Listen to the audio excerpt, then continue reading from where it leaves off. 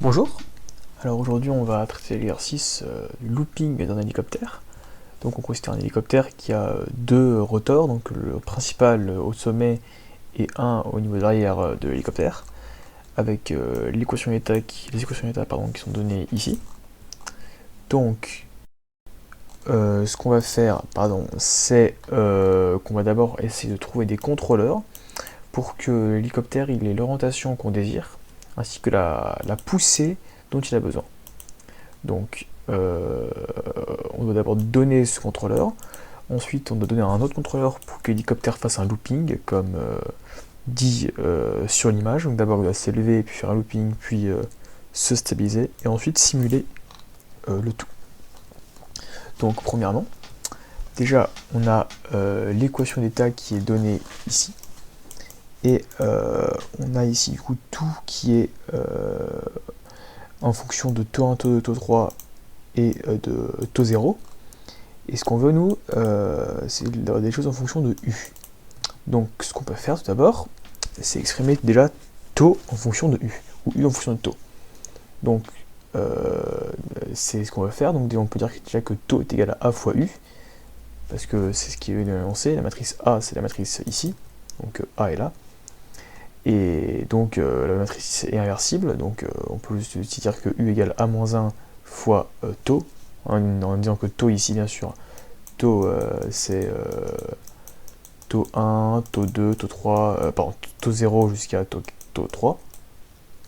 Voilà. On peut du coup exprimer taux, enfin U en fonction de taux. Donc du coup, comme entrée, on peut avoir taux 0 désiré jusqu'à taux 3 désiré. Ensuite, ce bloc, donc le premier contrôleur, on a U. Et ensuite, on pourrait avoir un x point égale f de xu, et donc un système dynamique qui va avancer.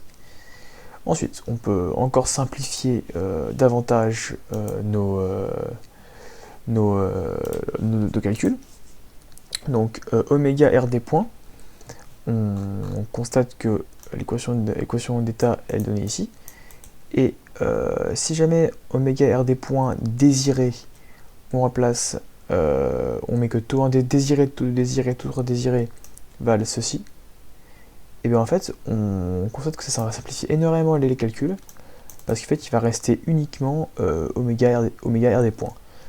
Donc, en passant par du coup ce bloc-là, on rentre oméga R des points, et en sortie, on a taux 1, taux 2, taux 3, le désiré. Donc ça, on peut le rebasculer ici. Hop. De même pour oméga RD, on a oméga RD point qui vaut K1 fois oméga RD moins oméga R. Donc on rentre oméga RD, on le passe par ce bloc, il ressort oméga RD point. On peut à nouveau re-rentrer ça ici. Et pour la rotation, la matrice de rotation, on peut aussi la relier à oméga RD avec cette formule ici. Et donc on rentre la matrice de rotation, elle est ici, et là c'est une transposée, pardon. Et avec ça on obtient oméga RD. Donc on peut encore repartir par là pour arriver ici. Donc finalement là pour l'instant on a 4 contrôleurs, on aura un cinquième plus tard. Et avec 4 contrôleurs en fait on peut avoir comme entrée pour le système uniquement taux 0 désiré, RD, sur les seules entrées du système. Et là on a notre bloc. Et avec ça on peut calculer littéralement tout le reste. Donc c'est quand même très pratique, ça simplifie grandement l'énoncé. Maintenant, pour que ça performe un looping, c'est ce que j'ai fait dans ce code Python ici. Hop. Alors déjà j'ai implémenté tous les contrôleurs que dans l'ordre que j'avais présenté sur les calculs que je vous ai écrits.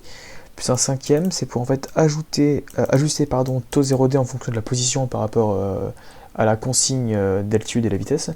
Donc c'est juste une petite ligne ici. Donc en fait du coup il y a un cinquième contrôleur.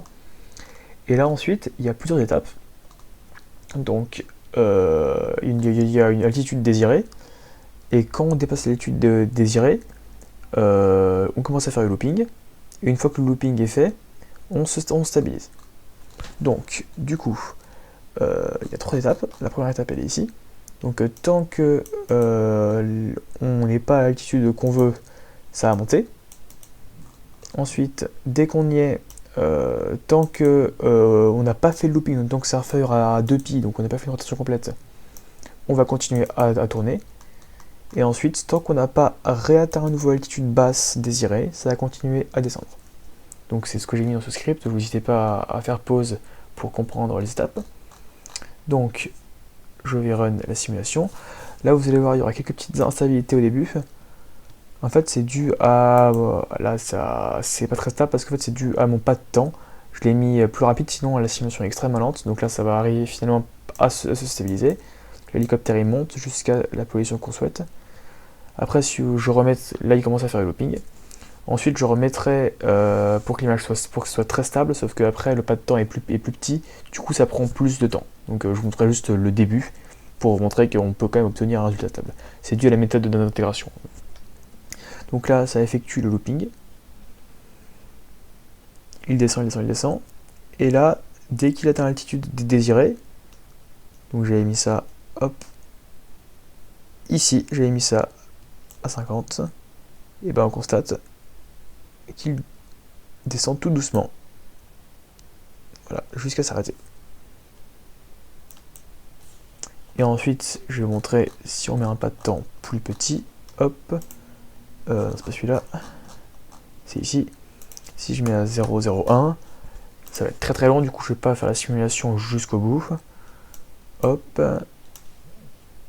c'est où? Voilà. Là c'est beaucoup plus stable, ça monte tout droit, il n'y a pas de souci. Et le looping va être très propre, il n'y aura pas de... il n'y aura pas de lacet. Sauf que c'est très très long, donc c'est pour ça que je ne vais pas montrer en vidéo. Donc voilà pour cet exercice.